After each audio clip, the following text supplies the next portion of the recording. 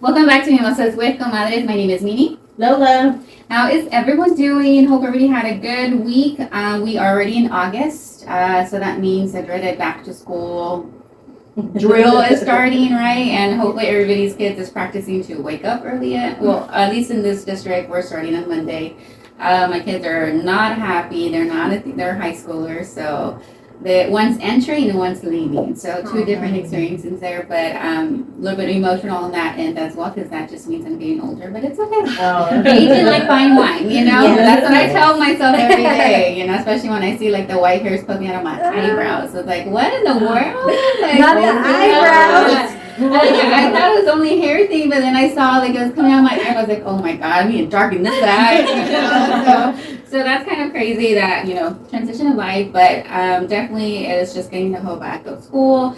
We do have some guests today. We have Myra, Jasmine, and Erica. They are with Maya's Love nonprofit here in San Antonio. Later on in the episode, we're going to have them introduce themselves, talk about the foundation. I actually found them through Instagram, and one of the posts that attracted me was one of the events that you had regarding computers, like getting kids to get rebuilding their computer. So I found that very, because my son is like super into that. That's what he's doing this year. He's saving up his money to buy parts and so forth. So I was like, okay. So I started following, and I started seeing everything you guys were doing, which is amazing. And I thought it was like a breath of fresh air. You know, it's very different. And I like that it was all, you know, women, you know, there. And of course, the founder, of course, is Myra here. But they'll talk more about the organization a lot better than I can. But as far as Mimosas and Comadres just past two events, we had, what was the first one that we did? I already like blanking. Oh, we did the walk. Yeah. Okay. Started La Gloria, and then we came around. I didn't know you could go that far out, and then we passed, and we ended up at the Pearl, which was pretty cool. They had their last, I guess the Airstream, like it had music on the lawn, and there was some, you know, food, and then of course drinks, and you could bring your own stuff. So it was a pretty good deal, and we had a couple people we met. So yeah, a couple of people that met through the page and through the podcast that came out, and we walked from La Gloria. We ended up in Brooklyn Street, and then we did the way back with a lot of breaks, of course, because everybody's like, this was like the initiation of like anybody's like walking, so it wasn't any uphill, not too many major uphill battles, but just upstairs. Upstairs, but that's about it. But on the way back, at least we got to enjoy, like, you know, like she said, it's a summer block party there at the Pearl, so it was a lot of families, and a lot of families take their picnics, and a lot of people have like champagne bottles and everything, you know, with their families and dogs, and they have that Airstream DJ, so it was actually a pretty good time. We ended up dancing, did more cardio there that night. So. Yeah, it got cooler. The breeze came out, and then just the music was fun. And they have this. It's Wonder Slice pizza. It's awesome. It's like, oh my god, and it's as big as the plate. So we were just in heaven. I was like, oh my god. So, you're like, I earned this. Forget the thing that we walked. So, well, that was a feat for me because my knee has been bugging me. So I was like, that's kind of why we slowed down a little. But I mean, I was like, I pushed through and we came out. I was like, getting pizza. Because she thought she was like, you know, and before, like, don't be surprised if I stopped midway. But hey, she did it all the way back, and she came back. So that's forward going, I did. And backwards, I mean, coming back, I just had to slow down because my knee was already angry. And I think after we had the pizza, I was kind of like, okay. We did it. Again. My knee was hungry, so that was the first one. And the second one we actually did Aqua Zumba, you know, that's sponsored by the city. There at the San Pedro Springs School. And it was nice. I mean, they renovated it, so it's really nice. It's big. So we went there and did it. It was pretty good. It was like chill, relaxing, but still you did some work because everything's underneath water. So it was good. So that was our second event. And we do have two more. We have one coming up for, actually we're going to do it in the Mission Marquee. They're going to have an artisan market at 10, but at 9 o'clock they kick it off with like a fitness thing. So sometimes it's usually Zumba, so I know I'm gonna die because it's not underneath water, and it's gonna be like, oh my god, I can't do it sometimes. But yeah, so we're gonna do that. We're gonna attempt it, and then just, you know, visit and share money with the market there. So So that's the second like social event, and we do have like two active events, and then 2 other social events coming up just to network and socialize with other women. Hopefully they can come out.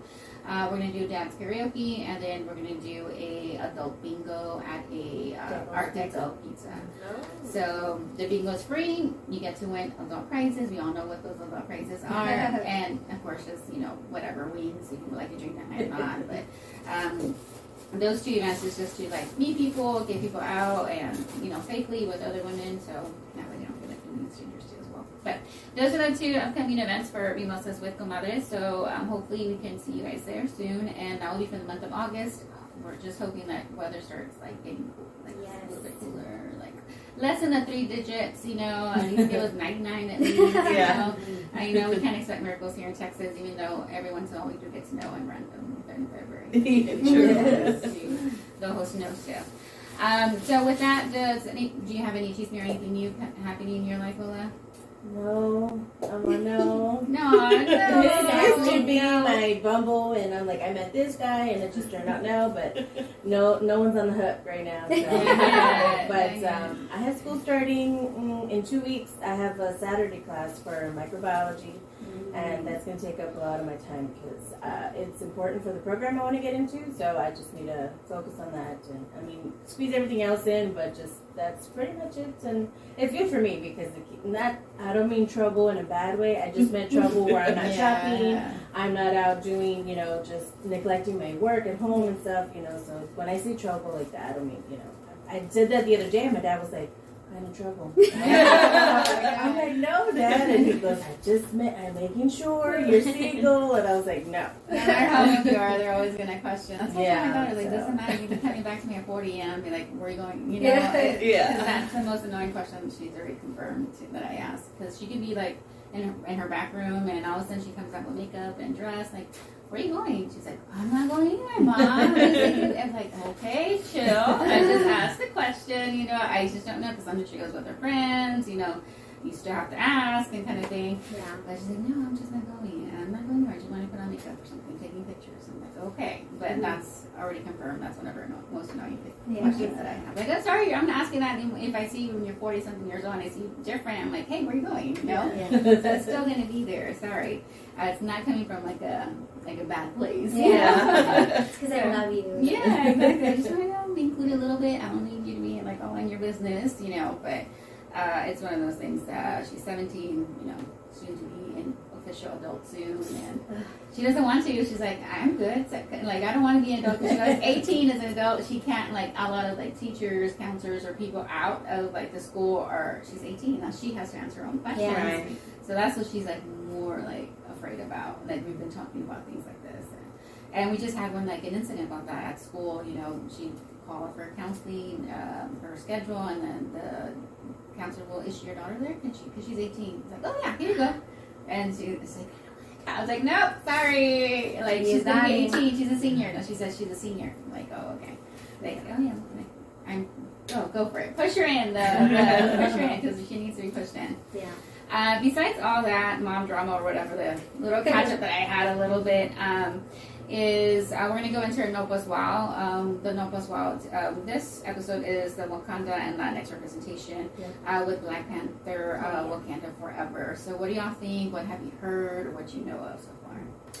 Wow. I've seen a bunch. I love it, first of all, that he's on there. But I have seen some TikToks that they were like, wait a moment. Why are they doing this to us Mexicans? Because have you seen it? Like, the first thing that they showed, Marvel showed, was his back, and it was wet. So people were like, you guys, Marvel takes this long to give us a superhero, and they show his back wet first. Yeah. And I'm like, bro, don't look into it. Like, we're in there now. Like, we're there. We're in Marvel. Yeah. I'm like, his back is wonderful. Let it happen.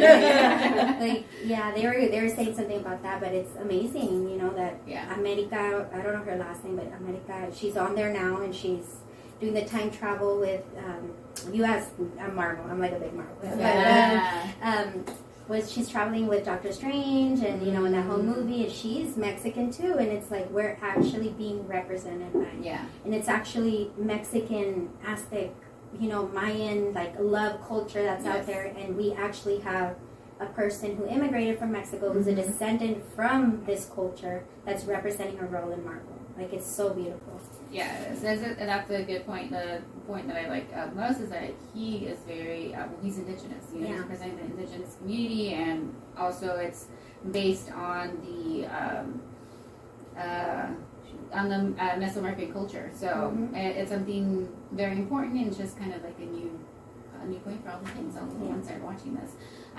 So the main character is played by Tenoch Huerta, and he's actually, you might have seen him. He used to be on Narcos, in Mexico Narcos. Okay, so that's where he came from, and he's playing the Marine Prince of Namor. There's actually 2 more Mexicans on there too as well. His cousin that plays his cousin on the movie.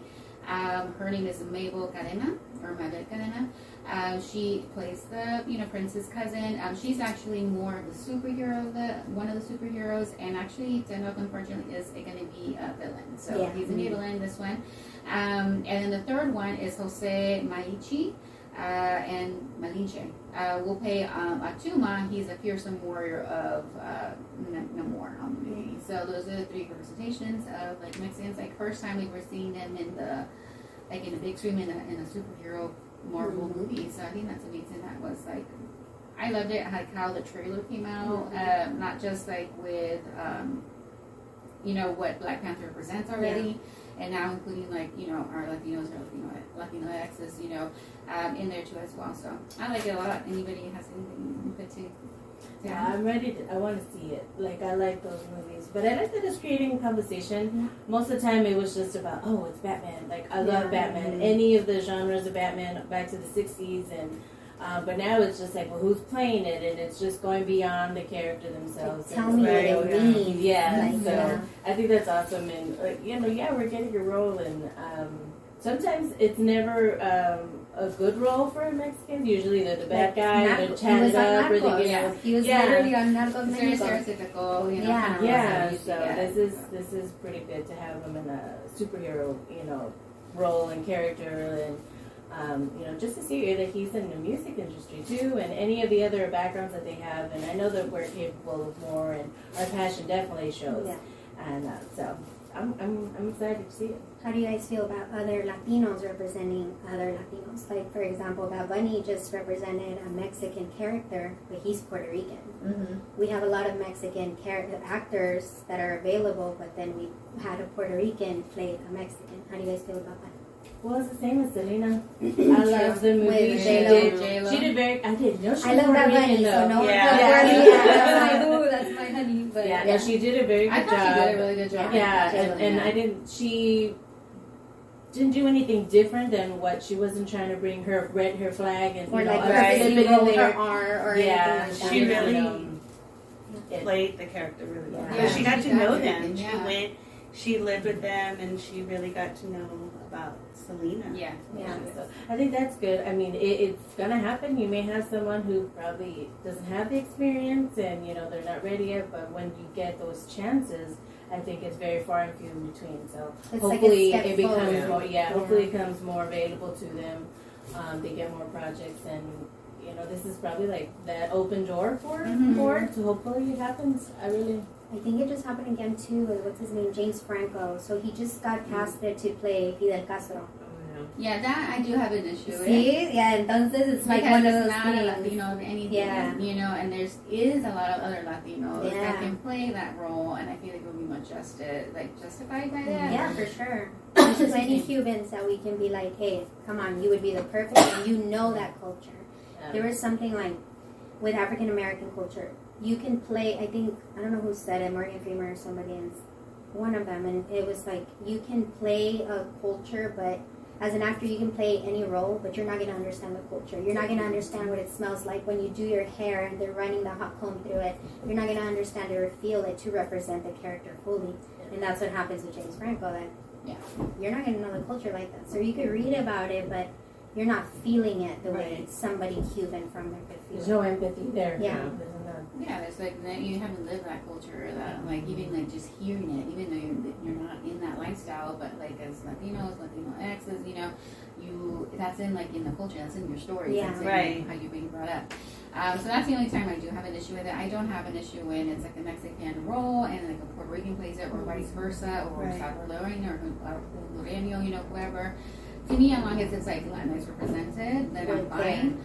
Just because within the Latinx community, we're so separated nationality-wise. Like Puerto Ricans, Mexicans, Hondureños, God forbid you say Mexican is Hondureño and vice versa. You know, and that's where the issue comes. Is like we need to be more of an inclusive, more of a brother and sister between nationalities, right?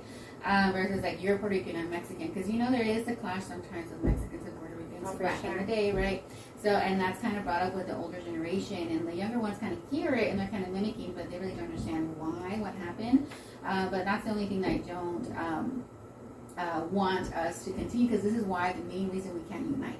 Because we're a big number here in the United States. Our we're the majority now. We're the majority. We are no longer minorities. We're no longer minorities, but we still can't have our voices heard when it's to our issues. Why? Because we're so stuck. I feel, this is my own opinion, that we're so stuck between nationality. You're Puerto Rican, it's on Puerto Rican issues. That's a Mexican issue. That's a Salvadorian issue. Especially people who are coming across the border. It's not always Mexicans who are coming across the border. It's usually Hondurans, Salvadorians. You know, everybody needs a hand. Like, everybody needs a help. We're all brothers and sisters. We all come in at one point.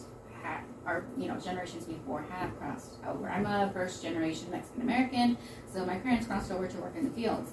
So that's something that we shouldn't like separate just because they're from another country in Latin America, right? So trust, we know. We've been working with immigrants here in San Antonio as they're arriving, and we've noticed a lot of things. And I don't know if this is a space to share it, but we will. We will.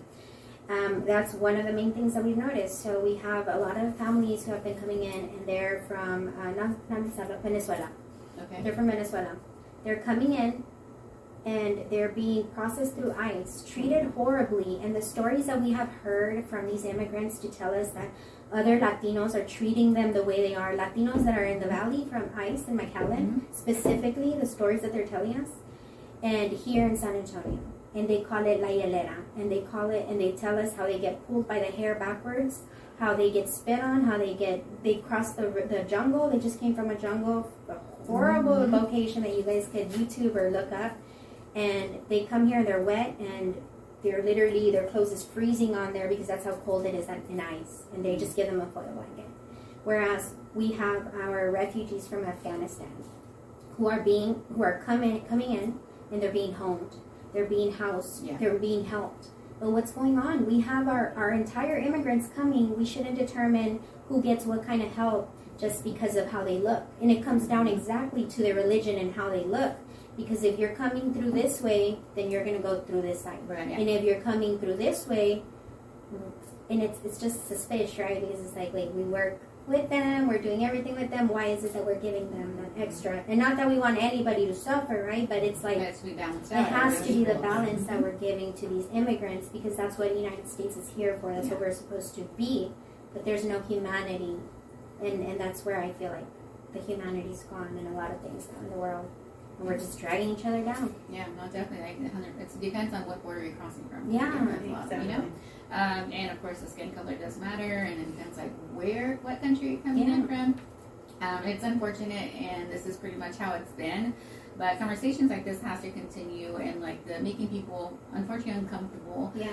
Versus like, why do you see Salvadorian is different? Why do you see Venezuelans different and Mexicans different and Puerto Ricans different? You want to change? We need to really, in reality, see each other as brother and sister, and we just need to unite so that way our voices, that we are huge, can push forward our needs. Why do you think the Black Lives Matter is pushing forward? Because they're able to unite. But there's a big difference there, because Black Lives Matter, in my opinion, I feel like it's African American. They know who they are, and it's one unity, right? So versus like Mexicans, Puerto Ricans, we're very sometimes stuck in our ego and very proud of where we're coming from, which is no doubt where you're coming from.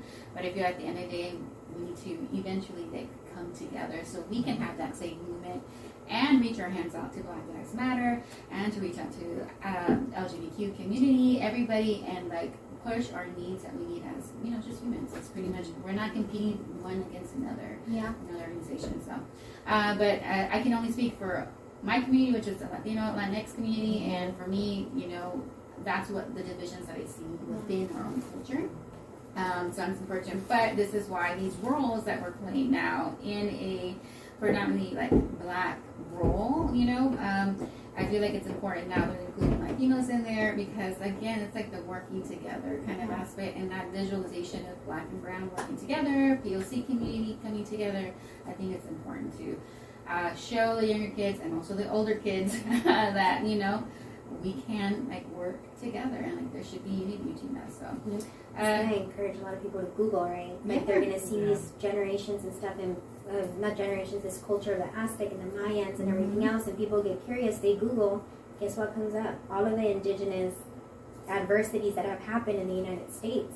So let's talk about that. Like that'll be another thing that they bring up because once they start digging into it, they're able to like peel the layers and be like, all of these layers are fucked up that have happened. Why is it? So. And it's unfortunate though the state of Texas takes away all these books and all these education from the school system because we barely had any like truly like education regarding our own culture and stuff like that. We just learned about what 3 major people, which is Cesar Chavez, Lourdes Huerta, and like maybe somebody else, and that's it. But we're forgetting the whole thing. Even like San Antonio has so much rich like history here. That like let's talk about the real story of Alamo. Do we want to talk about the real one instead of just what's portrayed, what's out here, this touristic thing? Like let's talk about what happened to it. I went to school here in first generation also. My mom was an immigrant for 13 years and not like an immigrant, was illegal in the United States for 13 years and we went to school and everything here. And I got my minor in history because I got so consumed in learning what Texas education couldn't teach me. So once I left, I was like, holy moly, now I'm addicted to school and I really don't stop. Every semester I'm taking like 4 classes because I'm like, give me everything. Like, I need to know this so that I know where to come. So I went to school and I learned religion, all different types of religions, because I didn't want to be close-minded as my mom would shove down Catholicism down my throat, because that's what we do in the Mexican families too. Yeah. So I learned religion and I learned history, so that way I know. And I know what not to repeat and I know what not to do, but you have to have that chispita, and this is going to start that. Yeah, exactly. Yeah, this is how it starts. Like, these conversations, right? Conversation with your tios, and those family reunions when people are spitting out some little bit of colors and a little bit of racist stuff. I don't know places, man. I always have something to say. Well, let me tell you a little 2 cents. Yeah. Something about that, So, yeah, it's just something that, I talk to the kids, like, when Alamo, like, Houston Street, there's, like, unfortunately, indigenous people buried down there. It would have never become a street if it was like the American soldiers. They would have like reserved it, and but since it's Native people, straight over. It's cobbled in, So there's different layers about just living here in San Antonio and the Valley. Definitely, there's a lot of that going on in the Valley too as well. It's so interesting because here in San Antonio, Fiesta's so big, but they don't really. But it's not really. It's like we said, it's just the western part of it, and not really getting into the. And it's like, why did it turn into this? Why is it something that generates so much money? Yeah. And yet none of our generations know what Fiesta is. Yeah. And I kind of started off problematic too, Fiesta, but that's another topic too. It's like started off problematic, but we can convert into something positive, at least educational wise. We talked about that too. It was interesting because. So we were thinking about doing a walk for autism. And the walk for autism awareness is the same month as Fiesta. And we were looking for places. We were like, okay, where can we link up? What can we do? Who can we collaborate with to do something? There was maybe 2 or 3, maybe two organizations that were doing walks for autism. Everything else was Fiesta. Everything was like, come on, let's drink. Come on, let's do this. And I'm like, wait a minute, what's happening with this month with our autism kids? We have so many kids here that are like this. We need to focus on them and educate on what autism is so that these kids don't go to school and be bullied because the other kids don't know what autism is. Yeah. And it's like, we got to regroup and get it together because we're so powerful and we can make so much stuff happen. Yeah, it's crazy. And autism in school, that's a whole other thing. Yeah, you let me know. It's like, let's just stay here and talk. That's why I told them, we're really never going to run out of issues to talk about because we are in Texas and they just keep on going crazier here. But, that's like, whole different other like specific like episode for We that. gotta like book things for this because there's so much. Yeah, there's a lot of things. Well, I'm just gonna go ahead and like close out with the whole Wakanda thing. Is we were talking about immigrants, first generations. Like he's one that also his parents came over here.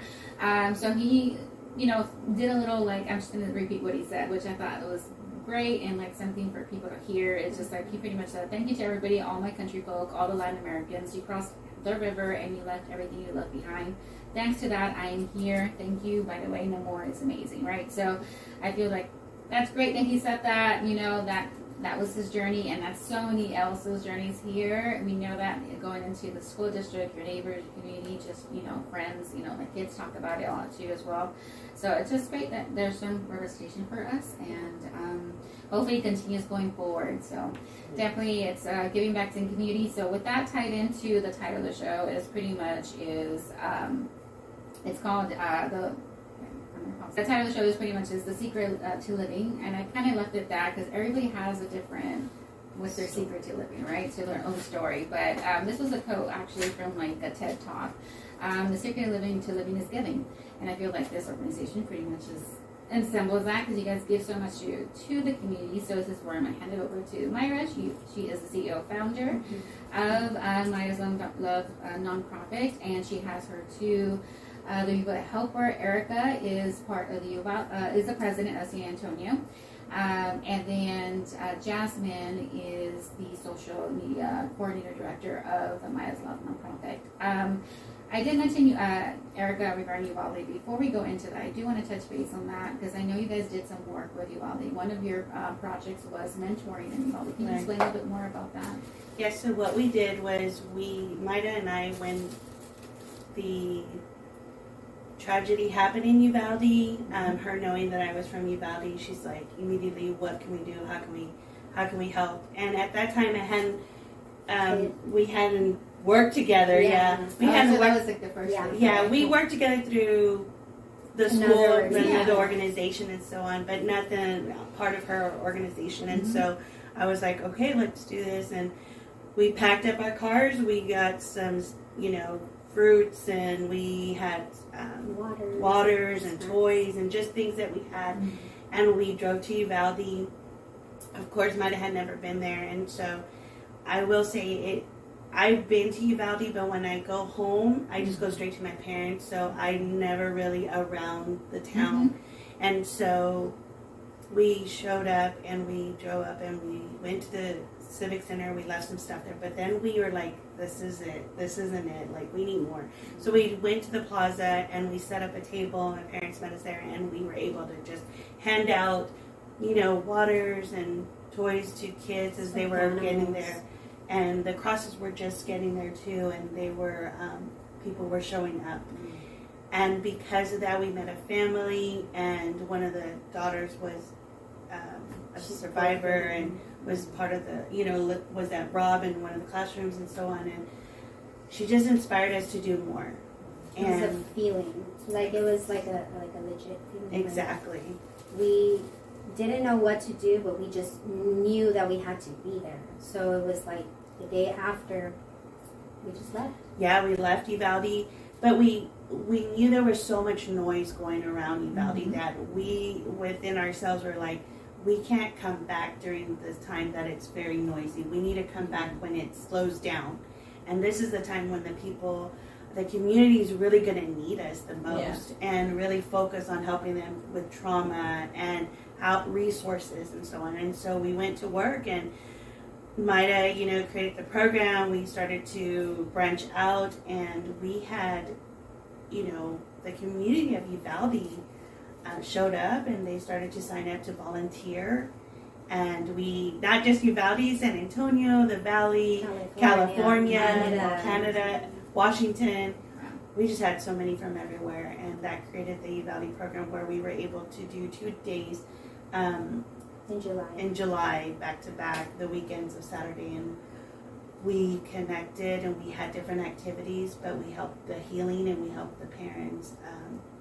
And it was all personal growth. So we divided the program into different things. So personal growth, artistic stuff. We taught them a bunch of things because we wanted them to be able to choose. We taught them tapping, we taught them the superhero pose, we taught them all of these things because we wanted to give them resources where they can leave our time together, and if they feel like they're out of breath or they feel an anxiety attack coming or something else, they have a skill to be able to cope with it.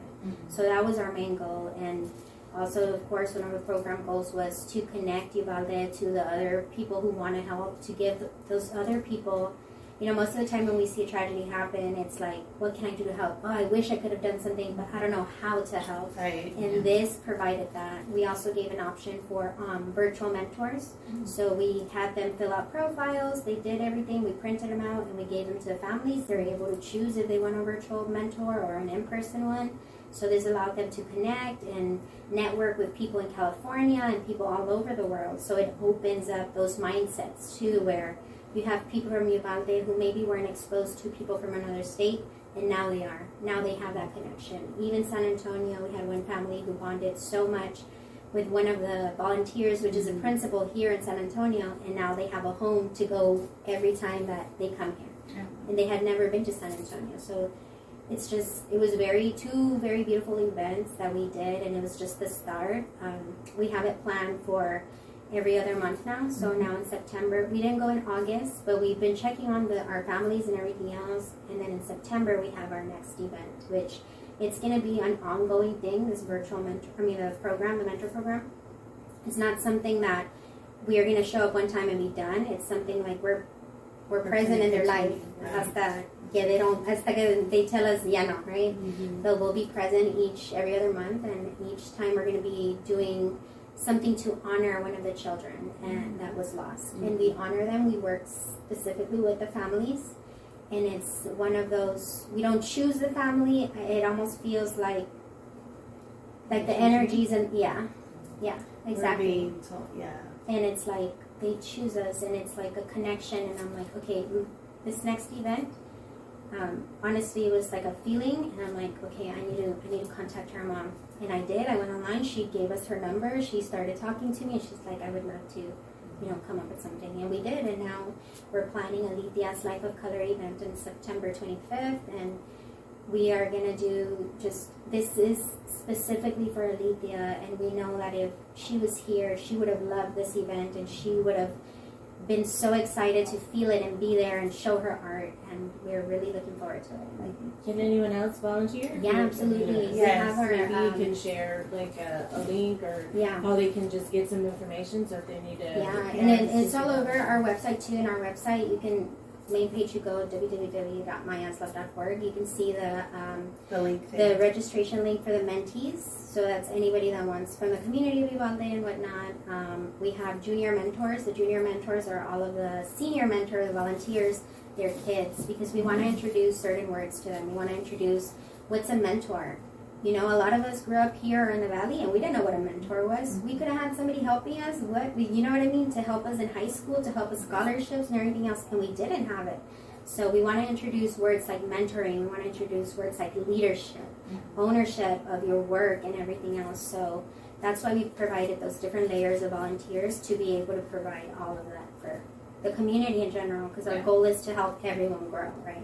So our links are on there, and also for volunteers. In the volunteer link, you could see different options for our events all the way up to December.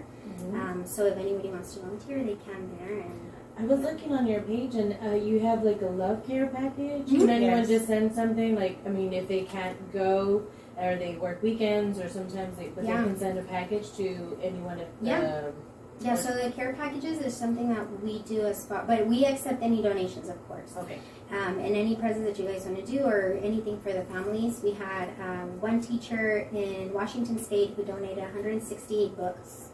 100 books, one teacher, and then another teacher, she donated 168 books with plushies for emotions to teach them. So those were two teachers in a whole other state that sent us this. And that spend money on shipping of books, 100 and some books. So we know, And so they cared so much to do that and everything else. But we do care packages for children who have been through emotional trauma. I had a really bad childhood growing up. Like I said, my mom was an immigrant, so she faced a lot of things, her own mental illness. She's still dealing with it now.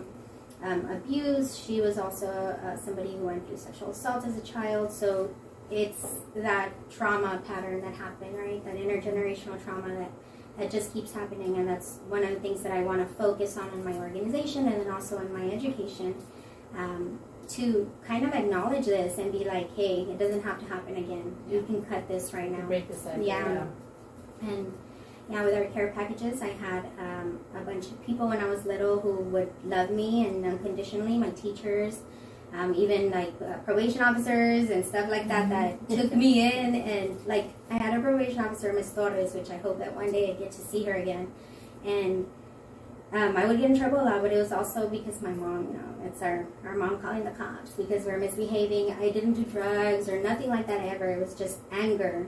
And no one knew how to identify why she was so angry, And my probation officer, even though I was in juvie for like 6 months, she took me into her house on Christmas vacation for 2 weeks, just so I wouldn't be at my mom's house dealing with that for 2 weeks.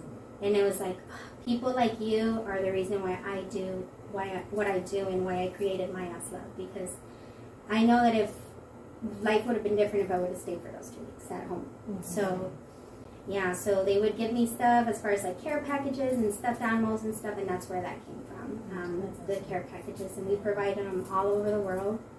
And I just asked, like, okay, tell me just a little bit about your kids, tell me whatever, and then we'll put something together, personalize it, and ship it out. Oh, that's great. Yeah. So everything's like tied into something. Yes. So good. So like you kind of answered like, what was the reason? They talk about I'm like, no, it's good. Yeah, good. Like, so we kind of heard like what made you start Maya's Love nonprofit. What made you ladies like join it? Like join her mission? Don't say she made me. She forced me. No. We're here for I see her pinching you. She's like, Eric.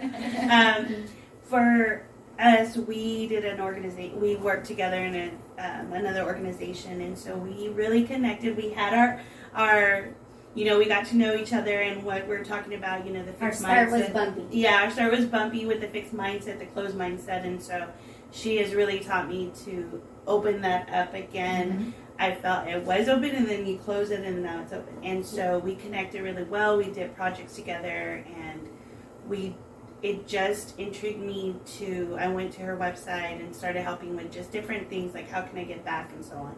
I've always found a passion in it. I just didn't, like Maida said, I didn't know how to do it. And that is what draws me even more, because even with the whole Uvalde program, us getting this started, we've heard that plenty of times where people are like, I don't know how to start. Yeah. And so it's always been a spark in me, and so she definitely helped that. And then she's like, do you want to be part of the team, president? And I'm like, okay, let's do this. And starting on the top, girl. Yeah. There's no stuff. But no, we hold each other accountable. We learn. We keep growing, and it just what got me was last night. I received a text message from one of my little cousins, and she's like, I'm seeing what you're doing. I'm intrigued. I want to feed the homeless in Austin, and I want to do what you're doing. How do I get started? And I'm just like, wow, like, I'm where I'm supposed to be, and this is the whole part of it. And this is the part of our journey of us planting those seeds and them feeling comfortable to come to us and, be able to be like inspired. Exactly. That's great. It all starts a little chispa. There is an organization here called Círculo Chispas, and that chispa word just keeps drawing me to that organization. Like, I help. You're like, there's a reason why you like, dang it, I'll go to the meetings again. Yeah. So how about you, Jasmine? Well, we connected like a year ago. I was doing an event. I was giving out free swimming pools during the summer to low-income families, and like Erica, I've always had a spark for helping, but again didn't know how. And me having a small business, I always I always wanted to give back to the community by, now that I'm in a better place and a better position financially, like I want to be able to give back. I want to be able to also inspire other kids, like, hey, college might not be for you, but like there's other options for you. You can be your own boss. You can, go to trade schools. And so I met Mayra doing that event, and then we bonded over trauma, honestly. I've also been through sexual trauma as a child. I grew up adopted by my grandparents, so there wasn't really much talk about how do you grow from the trauma, how do you heal from it. And honestly, Mayra has helped me in so many ways, learning how to deal with my trauma, how to just having a person to have those conversations with. Another trauma person. But she has helped in a lot of ways, not just professionally, but friendship wise, and I'm thankful that she came into my life when she did, and she continues to teach me. And there's times where we bump heads because I'm like, I don't know how to do that. But she's like, no, don't worry, I'm gonna teach you. And that's what I think.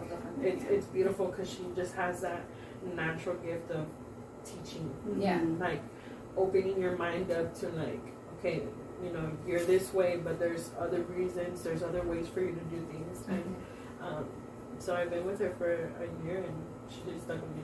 And we're stuck now. It's a triplets. It's not really. It's not 3 people. It's actually just one. Yeah. That's great. So I've heard a lot of good stuff from there. One is the chispa thing. The whole, you start something, your family, the people who you think they're not really paying attention are paying attention, and that inspires them slowly to like start thinking, open that conversation with themselves, and see how they can be use a service for the community or even just for the family.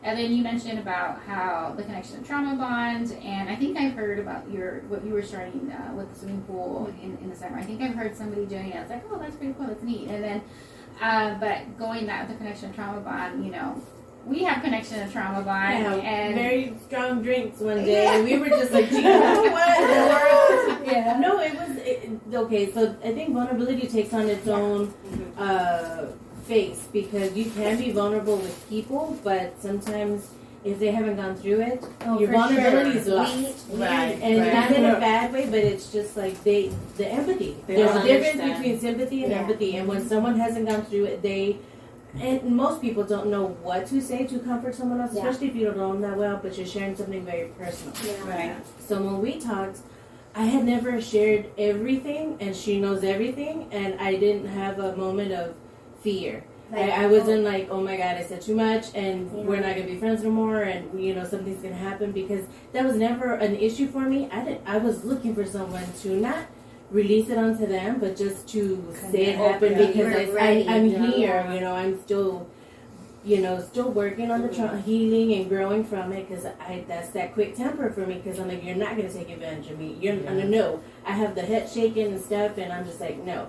But you've got to be able to balance that, anger with, is it righteousness, or is it just, Oh yeah, it takes me 2 to 3 days to make any decision, and they know. And if I'm quiet, I'm like, it's because I'm really like sleeping on it and debating on it, because I'm like, I know how I am, and I'm like, no, you need to think about it. Is it your ego? Is it your emotions? What is it? What's that's driving you to do it? Luego el tercer día, I'm like, all right, fuck it, let's go. Let's go. I already meditated on it. Yeah, I did my spiritual stuff. It's time to go. But after that, it was just more. It wasn't about just the trauma that we had. It was, so. This is part of why I joined with her, because I was like, okay, this is great. This allows me to evolve in my own, get past my own fear of just speaking in front of people, because I hated when people would stare at me, and I'm like, something on my face, and I'm like, I got my lashes over here, my eyebrows missing, something's going on. But now, and the crazy part is Lola started off as a Latin dancer, and we actually met. Yeah, so we met there. Yeah. But it was very like, hey, we'll have a margarita, and that was it. That was very very simple. And then after, I don't know how that conversation got started, but we just shared, and I was like, okay, so I can't speak for her, but for my part, I was like, okay, this is not someone I have to worry about, just just releasing that, and then like if they're gonna go and run and tell somebody, because that's another thing, you never know Right. that person that you're sharing with, if they're gonna, maybe their intentions to help because they don't know what to do, but when you share that information with someone else, they can be someone, that catalyst to just start something negative, and And even that trauma response, right? Like, well, if I tell you, you're gonna use it against me, Right. and it's like, and that's been my issue growing up with women. Yeah. Is anytime I've had a moment to share, it's usually thrown back in my face. oh, for sure. So I'm like, okay. So it's my circle's very small, which is just me. I have very few people that I allow, but then you're closing in yourself And it's when like you put up lonely, those right? walls. So we're there. We're all there, guys. Yeah. But it's great. I mean, I'm glad that y'all are doing a lot to help, and I volunteer, but I'm all over the place. I'll do, what is it, the SA Food Bank? So I've served food to, but I would love to get in there. I just don't want to be the person that's just like, okay, let me tell you what happened to me, and go past that empathy, because now I'm like, I want to empathize with you, but I don't know how to tell you went through what you went through without telling you what I went through. Yeah. So, And it's like a vibe, like, right? Like, you'll feel it. Yeah. There's honestly, there's friendships that I've had for years that, I mean, they know I have trauma, and it's just like, I know that they're willing to listen, but I know that they won't comprehend it. Yeah. And Mayra and me didn't know each other that long, and I was able to fully speak on it, and she was able to be like, okay, I know that happened, now you can do this, or like, you need to understand that when you feel like that, try to do this. And I think you just feel it, and you just know when it's the right person to speak to, and so I totally understand when you like, You can it's feel when hard. it's the wrong person too, right? Yeah. Like, I'll share us, like, I won't say name, but like we were sitting there with another friend that we thought was very close to us, and like we're all just talking and having drinks and everything else, and then I turned around and I looked at the stove, and I remembered, like, when I was little, I had to cook for my little sister. So we were little, and I would get a banquito, get on top, and then, like, we would fry an egg, and you can hear the oil, and it's like a memory, like, in the super filled with oil pan. And then, like, I remembered that, and I turned around, and I'm like, oh my God, I remember when I was little, this is like that sound, and da-da-da. And then Jasmine's like, yeah, I remember when I was little, and she'll share her trauma, but I went through this, and it was food related too. And we're like, yeah, isn't that crazy how it goes? And then our other friend was like, well, and it was just comments, and negative comments, and like kind of like a put down towards Jasmine just because she hadn't, it was like comments like we're venting, and she says, well, I'm frustrated because our kids. And of course we know that mothering is freaking hard, so we're gonna complain, and we're complaining, but because this person couldn't have children, she said, well, you should be thankful anyway, because some of us can't have kids. And we were like, okay, Yeah. we understand. And once, like, she not left our group, but yeah, left the group and like stopped talking to us. She was like, her excuse was, you just feel more, you just need to be around people that are like you. And I'm like, well, I mean, that's fine. Yeah. See ya. Yeah. Bye. Felicia. Yeah. I think it's good when people weed themselves out Yeah, on their absolutely. own. I'm like, okay, just go with God. That's fine with me. Which is Put some honey on there. Yeah. Offering for you. Yes, yeah, You let's look get it. okay. Yes. Yeah, I hold no hard feelings, and anyone wants to leave, okay, bye. I'm like, I'll be fine, guys. It sometimes comes at a perfect time too. Yeah. Yeah. Like, I feel like, well, I don't know if Mary wants to share, but when that did happen, I feel like a lot more better things started to happen. For sure. And It opened up so many things, and we literally took off after that person left. It was like I don't want to, like, she hears that and then she feels like she's the worst, but a lot of opportunities happened after that. So many. And we didn't have a team set in stone. Like she said, only until Uvalde happened, because we were waiting for the right people to come in. And it was like, no. And they know, I'm like, let's go get the vibe. Anytime I talk to anybody, I'm like, let's go get their vibe first. Let's go see. Let's go feel it out. And then we decided we want to work with them. We want to do anything. And it's like, that's how we've done it. I'm like, hey, you guys, Erica's coming with us to the valley. We invited her to a sleepover. I'm like, she's already the chapter president, so you guys can't say shit. But, I didn't even know. I'm like, but it was like that feeling, Yeah. like, Surprise. yeah, it was like I know you're the one. I know you're the one. Okay, I know you're the one. Let's do this. and we all connected that day, and then we laughed, we cried. Oh we yeah, it was. we And were everybody together. thought, like crying, chillando, Yeah. and I'm like, yeah. And the thing is that there's so much different traumas out there. You Yes, know, there's so many different traumas, and that's what I love, that we are educating, you know, people about the different traumas, and it's how do you work through them. Mhm. You know, so And I'll share like in October we have a DV event. Yeah. And in our group we have 7 core people that are there, right? And out of the 7 core team members, 5 of them have experienced domestic violence, and they're all women. Why is it that this is okay? And why is it that it's all Mexican first generation women, and out of 7 of us, 5 of them went through domestic violence? So when we do our event, the main object of that is going to be to talk about that intergenerational trauma, to have different layers of DV. We have an older mom who is a grandma now, and she's going to come and talk about her struggles. And then we have a daughter of a survivor of DV who grew up in the shelters who's going to be there. And we want to show people the different layers and how it could be stopped and when it could be stopped. But it's just crazy to think that all of these traumas in one place. I mean, we pretty much right here in the Yeah. group, there's like different stories, different Yeah. lives, different Oh, traumas right absolutely. here, and some commonality too as well. So that's how we connected. But of course, our friendship, you know, grew Yeah. from dancing and us Yeah. getting to know each other throughout the year in the podcast and stuff. And like you also mentioned, Jasmine, like, you know, even you guys like bump heads and you guys, but the good thing is that you guys come together and like do whatever you need to do to get it right in your head, but then come back and okay, this is how I'm going to compromise, or this is how I'm going to work. Yeah. Kind of a different perspective. And this is how I go with like Lola. Like Lola and me and her are completely 2 different people. I go very far left or very crazy. I've had very crazy experiences as an adult, you know, that I chose. It's not something that's been thrown at me, right? So that I chose and I'm willing to explore. And then, you know, Lola's completely different from me on certain aspects, right? But just getting to like understand like, hey, this is why I want different opinions, because I don't want you to be my yes woman. Like I want you to tell me no, or can we do this, or you know, putting your own input. Because I might throw something out there, but I'm throwing it out there just to say this is what I feel, but I need you to add your perspective. Because honestly, there's a lot of the viewers that actually do reach out to me, connect a lot with Lola. So I was like, you know, just let you know, there's a lot of people who connect with your stories of the dating issues of the relationship. And like, I'm not on the Instagram. I'm not on the. and she doesn't know none of that. So like, So I get some don't know messages. That's like why you're still dating. I'm with you. I'm single too. Okay, just single Oh, girls. let's do something. Yeah. We're gonna start a program.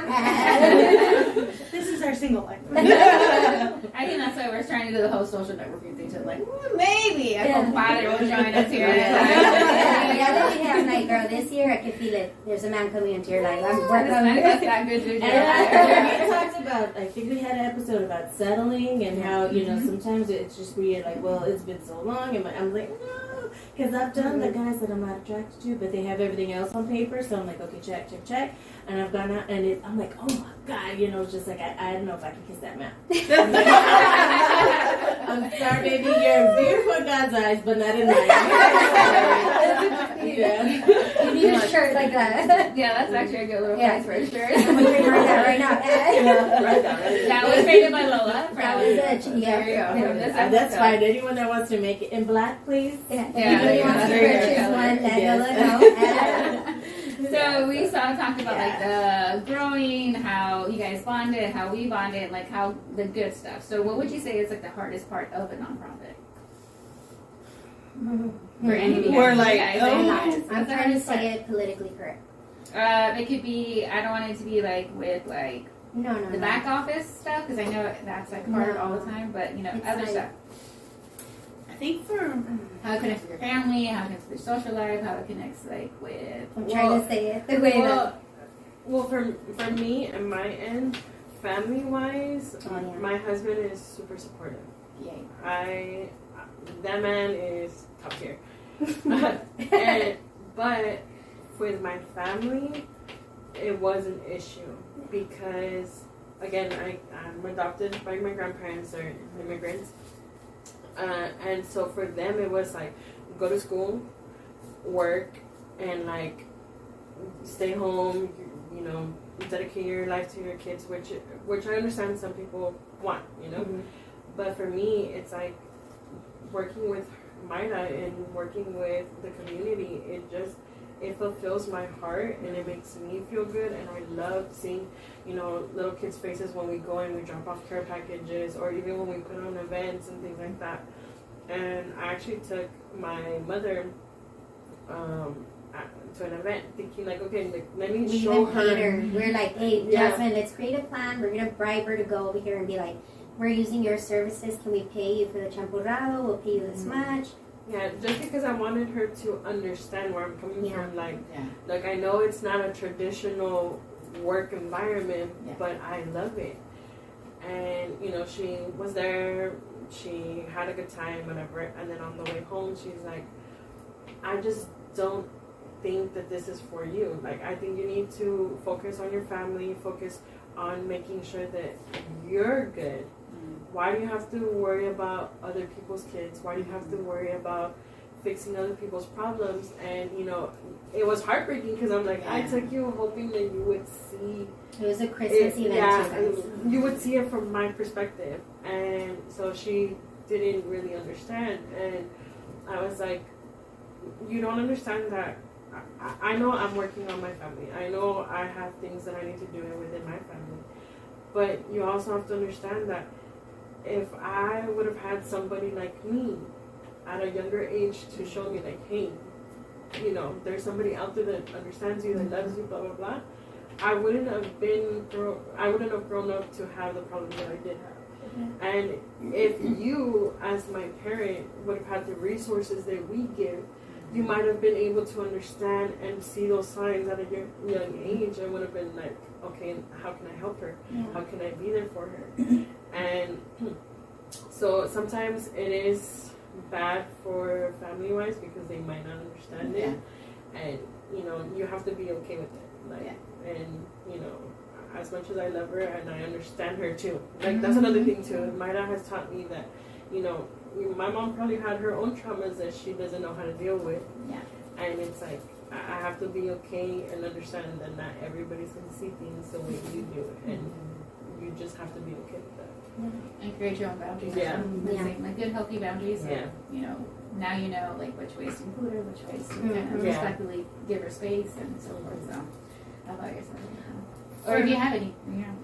Well, I was going to say for me, I'm definitely blessed in the sense of my family is very supportive.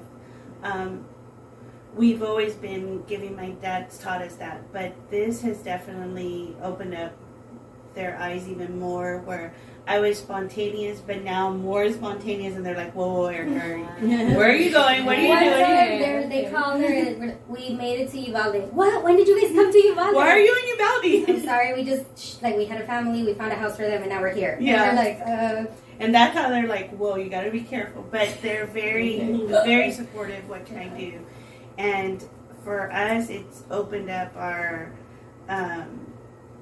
opportunities to for our younger, you know, my nieces and my nephews to be able to be like, wow, my aunts do this. We're exposing them to this, and they're like getting their own toys and they're getting their own things. They're like, hey, can you give this? You know, we want to give this away. We want to give this, and they're seeing gratitude in every little thing.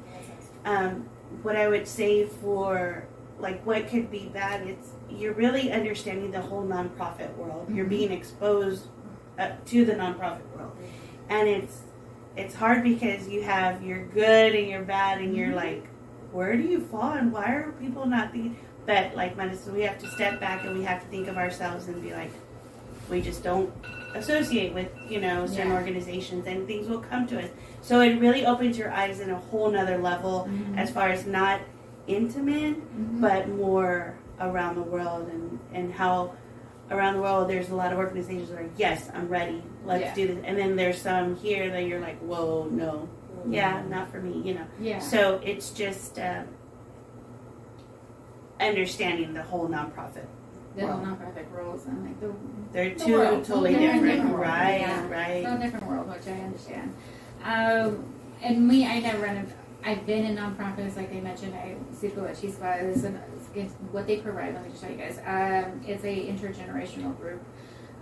They speak with elders, so it's more like in the native person who there is really close to AIT, so you'll have that aspect in there.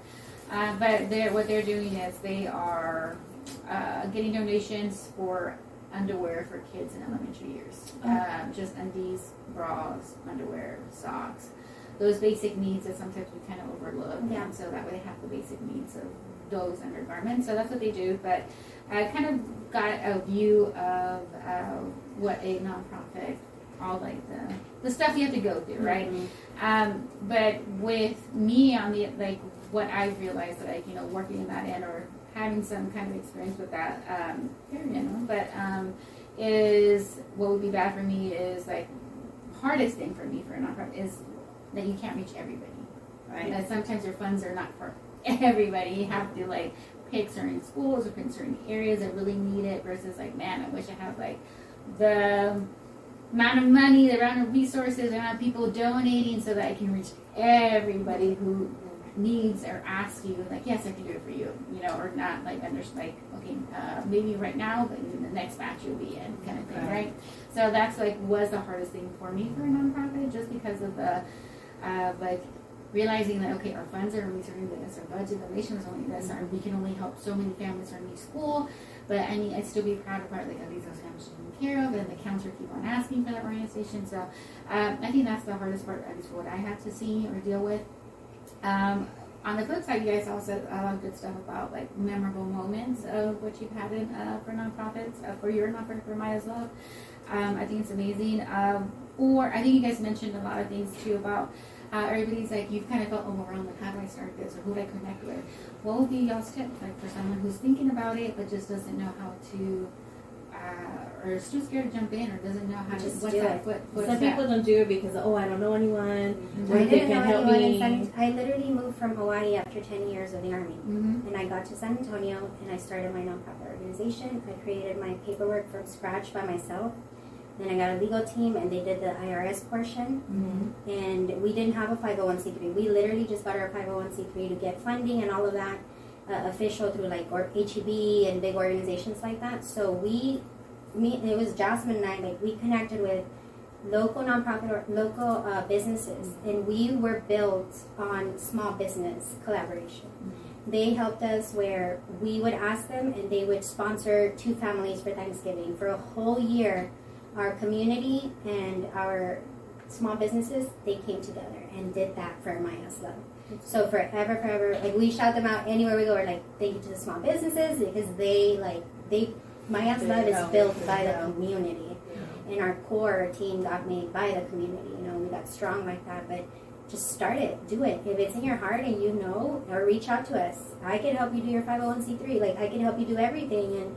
And we have helped people before, or they'll be like, how do we do this? And if we don't know how to do it, we'll send you to somewhere that does know how to do it. And we'll find somebody. But it's just a matter of doing it. Even if you don't have a nonprofit, do it. Get up and go give people, make a post. Go on Canva, make a post, and then say, we have 10 swimming pools to give out. Who wants them? Mm-hmm. Who wants it? And make it happen. You know, like, Maybe start with your Get involved. packages.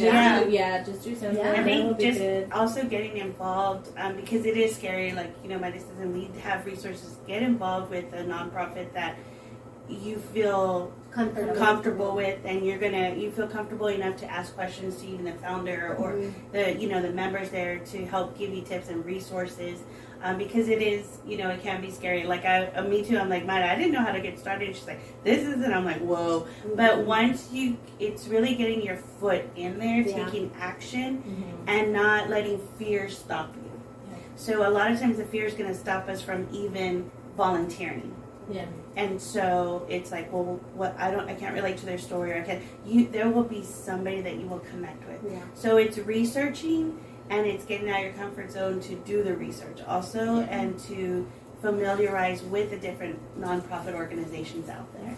And just get the vibe of it. Yeah. Don't put yourselves in a situation where it's going to set you back. Right. Don't go and find a nonprofit organization. If you want to volunteer for this, don't go and go Just to do a it just to nonprofit do that's it. going to unmotivate you so much, because unfortunately, we've ran into people and everything else that they represent one thing, or they're supposed to represent one thing, but behind closed doors, it's nothing like that. Mm-hmm. And that's the hardest thing for me, to be able to really stop and evaluate and be like, this is not it. We had a situation recently, and it was kind of bumpy and stuff, and I was like, you know what, Erica, we don't need to be involved in that.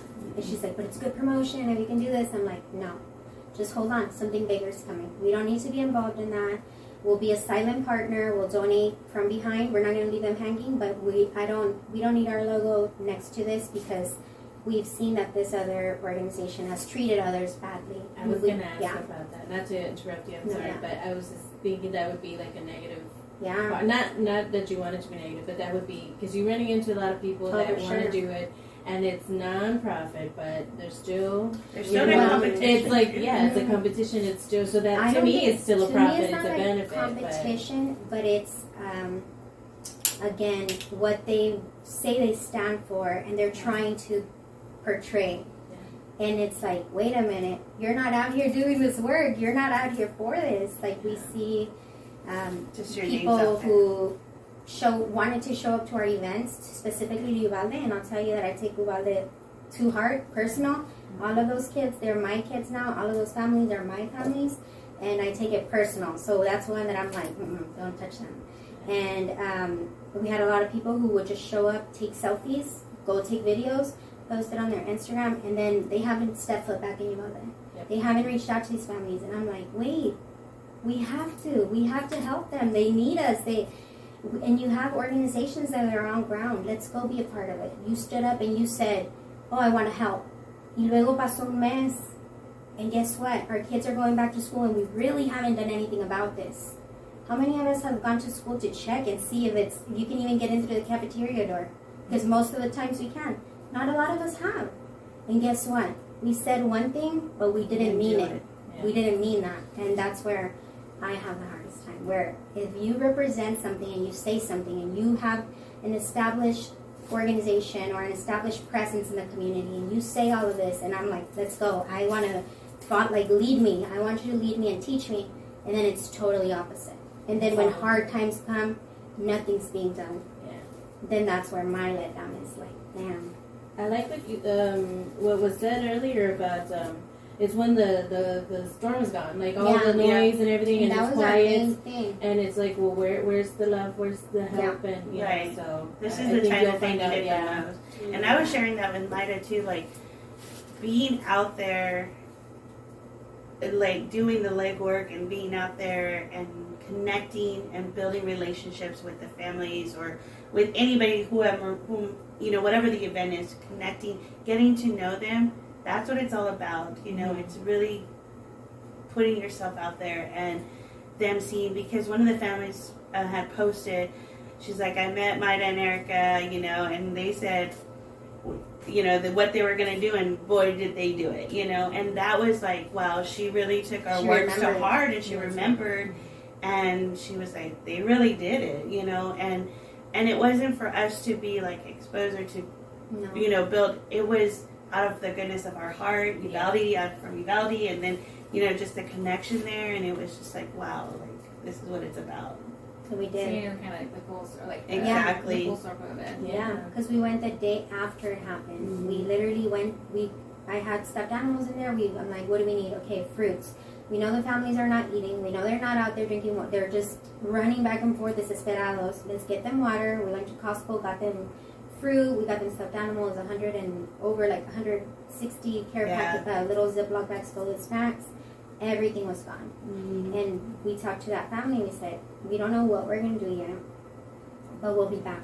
And I promise you, like, I'll be back. And the next day, I actually had a work trip to California, and I couldn't stop. And we had gone to California, and we were going to Disney, and I was like, that night, I was like, I need to go back home. I can't be here. Like, this is not, it was the day after. And I'm like, I can't be here. Like, I went into the restroom, I turned on the shower, because we're at literally Disney, and I'm having a full breakdown, and I'm like, with the shower on, with the water running, the sink running, so my kid doesn't hear me, and it was just like, you could feel, it's personal, like, you could feel what these parents went through, and it wasn't fair, and it's not okay, and I was like, I need to go home, babe. He's like, here, like, what can you do? I'm like, okay. He's like, can you just do me a favor? Like, just try, and then when you get back, you'll be going. Man, the whole time I was there, I was like, okay, I'm gonna do this. Okay, on my notes, and I'm like, And I was already over there, and I went back and we set up a table. We helped at she a went back benefit after I and left stuff. to California. Yeah, so I was there with my parents. But the moment she had a breakdown is when I drove to my parents and I saw my niece. I had my own breakdown too, and it was It's just like, secondary trauma, honestly. wow, like we both had the same time, but we were in 2 different states, of course. But I called her the next day. I'm like, I couldn't call anybody that day. I was like, yeah, it was very overwhelming. overwhelming. Yeah, And it's secondary trauma, and that's one thing that we push in our organization. Like, push, and I know they get annoyed, but I don't care. Like, I'm like, you need to get mental health, and I don't care. Like, every meeting, let's do a mental health check. All right, have you gone to talk to somebody? Have you done this? We work with trauma every day, and because the organization is based off of trauma, it's never going to end. And we're working with children who have been through trauma. So it'll never end. These disappointments are, like, my lip is shaking. Like, when I stop to think about it, I'm like, these disappointments are not going to end. And Right. we just have to keep getting better at giving them resources and being here for them. But we have to take care of ourselves. right. Yeah. Because if not, with We have You to know? fill our cups before Yeah. we can let it run over, or run it over. Exactly what I was gonna say. Like, are y'all getting like? oh, for sure. Yeah, I'm yeah. like, guys, Sounds- I'm like, let's go, Jasmine. Yeah. What have you done? Boy, someone's here. I've been eyeing that thing. I literally think I do feel like I have a spirit. Just FYI, but that's amazing though that you guys are not only taking care of the community, but you guys are conscious enough, and you're as a leader conscious enough to take care of your staff, and so that way they're taken care of. And that just, as we know, as a Latinx community, we are so scared of therapy, of self-help, and that's not liquor or alcohol or drugs, or women or men that were kind of going that route. But it's good that we are able to, that you guys are able to not only like do it with the community, but also model it within each other. Yeah. And also your family's looking at you guys about therapy, about counseling, and everything else. So it's kind of the trickle effect. My kid he just turned 6, and this little guy, he's like, my mental health is not okay if I clean my room. And I'm like, oh, hell no. Because it's gonna be too much for you. Yeah, I'm like, no, sir, get in there and clean that room. It's too much. But the fact that mental health is in his vocabulary, I'm like, yes.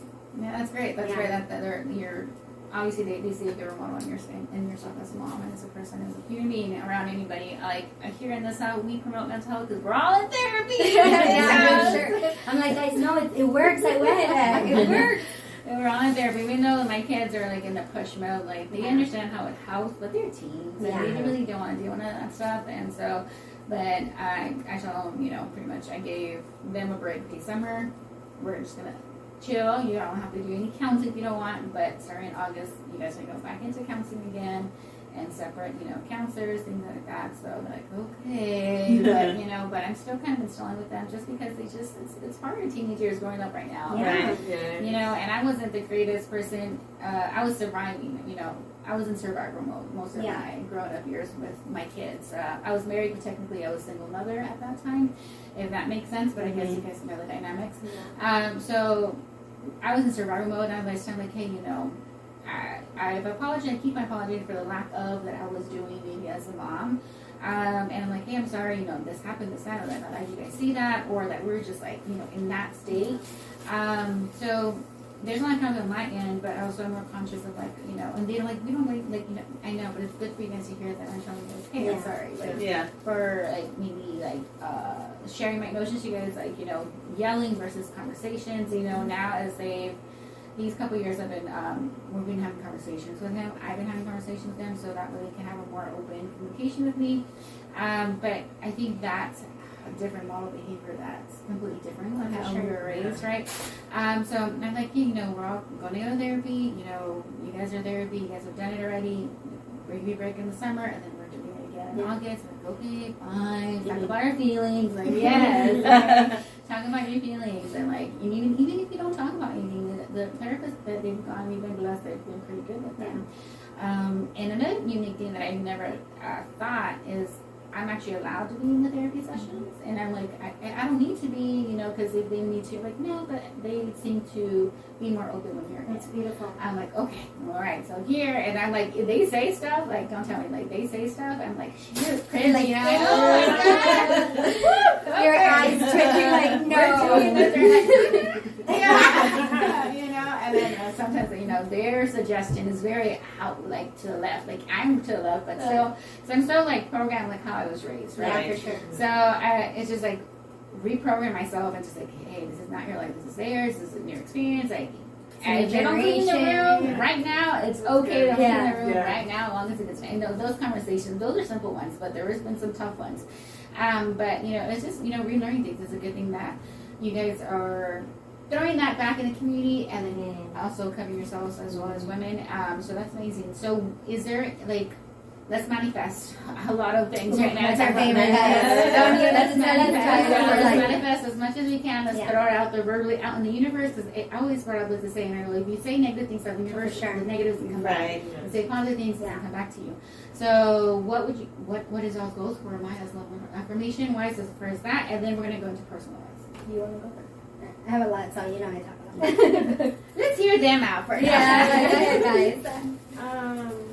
Goal wise, well, for me, within Maya's love is honestly learning the professional side of it. Because Maya does have that background, it's nice to have a leader to be like, hey, this is how you're going to do it. It's going to make your life so much easier. And she really gives us things that we can take and imply in other things.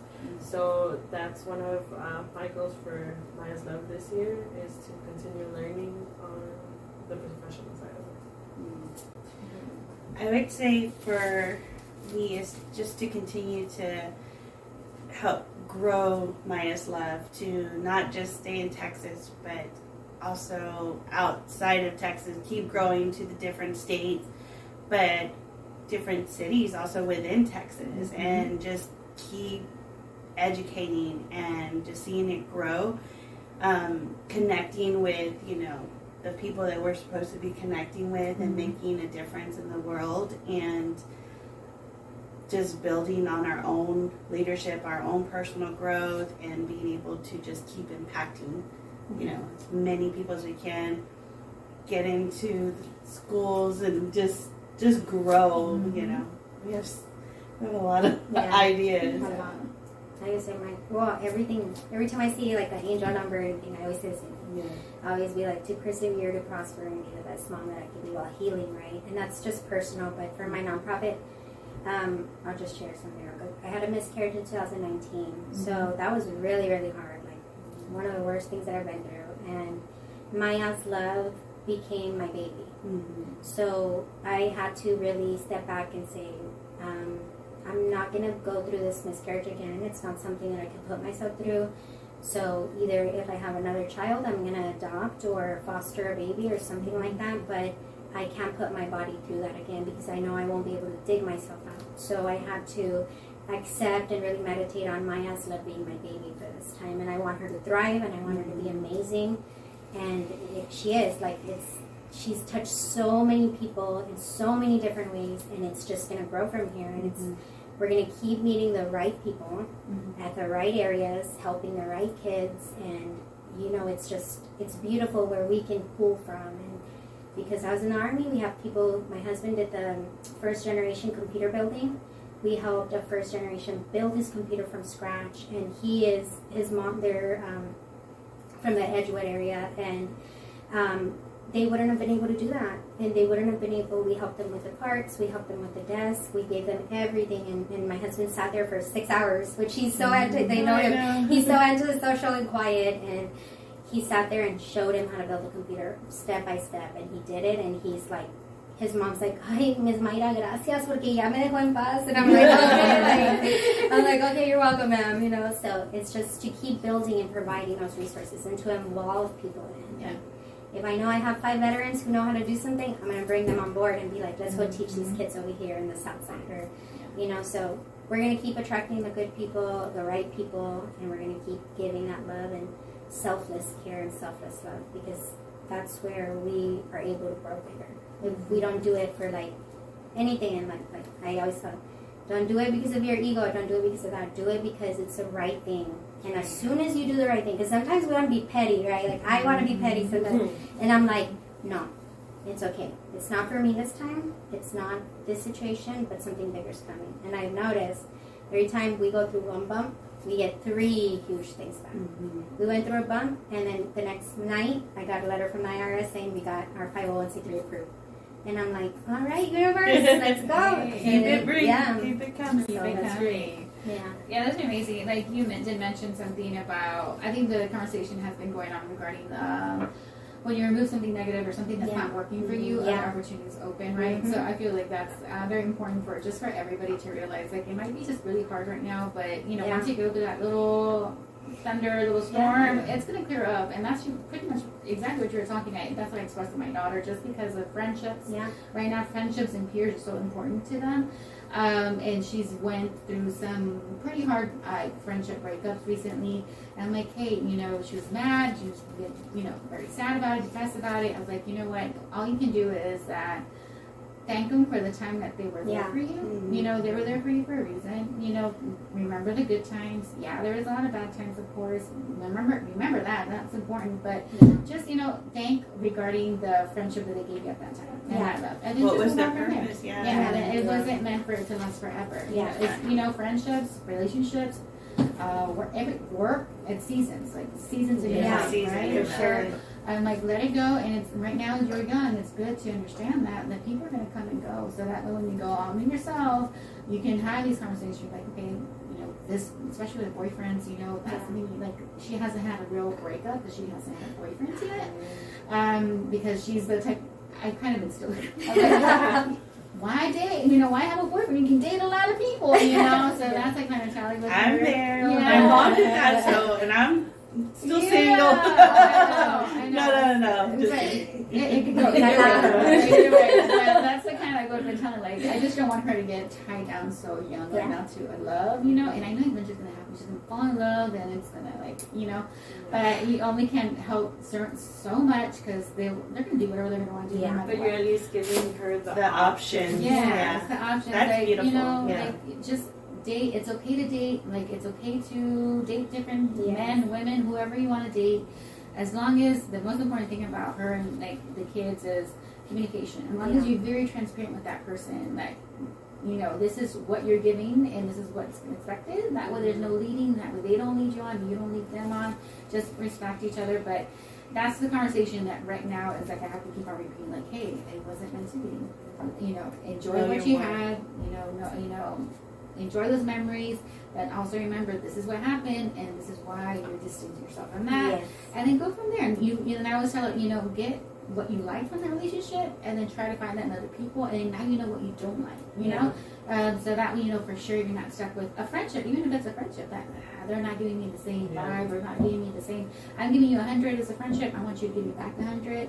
So you know, it's about that whole thing with her. And my son's a whole nother story. He's a ball of hormones. He's 14. Oh, He's like, no. doesn't want to talk about things. And, you know, it's like, okay, whenever you're ready. But I'm not ready to talk about like boys. You know, even my partner's uncomfortable because you know he's actually he's considered like their stepdad. So it's like that bond and show like I can tell you anything is there, but. So that's a whole different other journey. So like you're definitely going to therapy. So I am how to approach it at this moment. Like, I think that's beautiful that you're having those conversations with them. That it's something that I think a lot of us. I can speak for myself that my mom and I had conversations, but we didn't have deep conversations. It was more work. Give 100%. I gotta go to work. I gotta work. And so, even though it's a good thing in some parts, but there's some parts where being the oldest where I'm like, dang, I wish I would have had those conversations. And believe it or not, I'm this open, and I even shared some stuff that that I've gone through with them, like through their ages and stuff like that. What they can comprehend. But right now they're older, so they can understand a little bit more. So even with that said, like how open that conversation is and how open-minded I am with them. They still have that into like consciousness of like TV, other friends like I can't really tell you this. I'm afraid you're gonna say something, or you're like. But Summer, when have I ever like reacted the other way? Even if I maybe gotten a little bit upset, I process it and I come back to you and I said, you know what, I was wrong when I said that. You know, I can compromise with you. We could do this. But she's like, yeah, I know. Like you were like completely different, but it's as she says like it's so hard for me to fully understand that you're here. You're here. Yeah. Look, like you're not. Like I might get pushback, but we always eventually come to like an agreement or something, right? So it's just even though the openness is there, it's still like trying to get them to still trust you, and I still get like I promise the chocolate is not going to come out. You know what I mean? It's not going to come out, right? But this is amazing how this conversation went. I really do appreciate you guys coming here. We're starting to close off like the shows with an affirmation or with a quote. It's pretty much the one I chose is do not let fear stop you from creating the life you want to live. Yeah. And I feel like this is pretty much the conversation we've been having all day today too as well. Definitely. So is there anything else you guys would like to add to close it out? I would like to wrap a little. And make a song for today. No, thank you so much. Thank you guys for having us and for inviting us. Yes. Of course, we have so many issues to go along the whole year. You guys are always welcome back. As a group, individual, whatever you guys want to do, you guys are always welcome back here as well. Thank you. I'd like to follow up with y'all and see how everything's going. It's awesome to hear that y'all have this. Not to say that y'all are old, but you're not young. That's coming up You think about when someone does something like this, they either been, already years and years and years, and then you have someone that you're still young enough to relate to the generation that's at right now. So, it's, you see, just sometimes it doesn't come naturally. So I get you. Okay, great. Thank you. That's awesome. And you mentioned something earlier that struck with me. When you have the opportunity to have someone in your life that can kind of guide you, I think you make better choices because you have options. Sometimes when you feel you don't have an option, you don't know that you can find other paths. So I think it's awesome that y'all are, however you're starting, if it's just, I think you said it was back in May, I think it's when it became official, but you've been doing it for a while, so that's great. I'm glad it's growing, and I see big deals for y'all happening, and everything just going your way. And along the bumps, like you said, everything else comes afterwards. That's great. So. Yes. That's amazing. You guys are in May. You guys are doing so much. May 2021. Yeah. And then we have been nonstop. Yeah, you can tell that. Okay, so to end the show, what is what are future projects you guys are having right now? What don't we have? We literally have everything back until February. Yeah. So we have Alicia's Life of Color on September 25th to honor Alicia Ramirez in Uvalde, and then we have our domestic violence event here, and it's a tea party. So it's a tea party, and it's Alice in Wonderland. We're going to have two of them, one in the Rio Grande Valley on December 9th. October. It's in October, sorry. October 9th, and then we'll have ours here in San Antonio, October 15th. We'll talk about that intergenerational trauma and how to break it. And then during that event, we're going to give the ladies a headshot, a professional headshot, so that they can use it for their resumes and everything else. And then we'll have a workshop where they can design their own business cards also. So we'll be working with them, and that'll be 2 events in December. No, October. I'm ready for Christmas. And then November we have Uvalde again, where we'll have our Thanksgiving meal with them, with our group and our mentors. And then December we have a lot of things. In December we have we did a car parade last year here in San Antonio. We're going to do that again in San Antonio, where we'll have a group of cars, and then they come out, they drive. We'll drive in a neighborhood downtown, either the south side or west side here in San Antonio, and we hand out teddy bears, candy, everything else, so the kids will come out. And we're looking for a location, a neighborhood for that. So if you guys know anybody, let us know, or a specific neighborhood that would benefit from it. We'll have one in the valley and one here. And then what else do we have for December? I can't remember. There's a lot in December. That's why I keep talking about it. But now I can't remember. But we have a lot in December. And then, we'll go from there. We have just different small things like that. We'll get back to the school and sock drive. So the sock drive one of in our December. partner nonprofits one of our partners in the Valley, Maggie and Monica's house, they were actually an organization that they do forensic interviews for kids who have been through trauma and stuff. So they helped me and my little sister when we were little, and I was like, I need to work with them now that I have a nonprofit, and we have linked up, and now they're our sister nonprofit in the Valley, and they donated a bunch of clothes and socks. So we'll be doing a sock giveaway just like Chispa. We want to make sure that we give these socks. We don't think about the socks, only the shoes. We do a shoe drive. So we're going to give them socks in December, and then a coat drive also. We provide coats for the kids. So we have a lot. So if anyone wants to join, we'll go and do stuff and make things happen. Yes. It's awesome. Yeah. You'll be seeing me. Yes. She's a a lot queen more. of volunteer. She Yeah. loves Yeah, I volunteering. do plenty of stuff. I think it started mainly with like the food bank, but we had the vaccinations here, and I'm a nurse, so I was just like, sign me up, let's go and do this. And She already got ideas for you. Yeah. She's like, oh, I know. There's that cheese pop. So it was just something that, and I go do it on my own. I mean, I was scared because I was like, oh my God, Yeah. you know, I didn't want to not have anyone to turn to. Yeah. But once I got in it, I was just like, okay, it's no big deal. You find someone, Yeah. you always have that one person that's just kind of like, okay, let's take a step back, breathe, and go to her, or go to him, or someone can help Right. me. And, you know, I'm grateful that I've had that in my life. Somehow I've just been scared, and someone's come up to me, and maybe they see it on my face, and they're just like, let me, here's some water. Like, Here's your drink. Yeah. But it's great. It's always been fulfilling, and I mean, I don't have children. I'm not married. I've been single forever and a day, and as you know, I need to do something with my time that's just going to be beneficial. And I have yet to work with any kind of organization that's helped domestic violence and all that, but I have it in my background, so I'm ready. I'm there mentally, I think, now, because as of, you know, the past few years, I've just come up with, you know, wanting to deal with it, wanting to face it. And like I mentioned earlier, just talking about it without getting emotional, because now it's like I'm not infected by it, but it's part of me. Yeah. So I You can share your story. Yeah. now. That's how it is with my miscarriage. Before I would be like, and then I'm like, okay.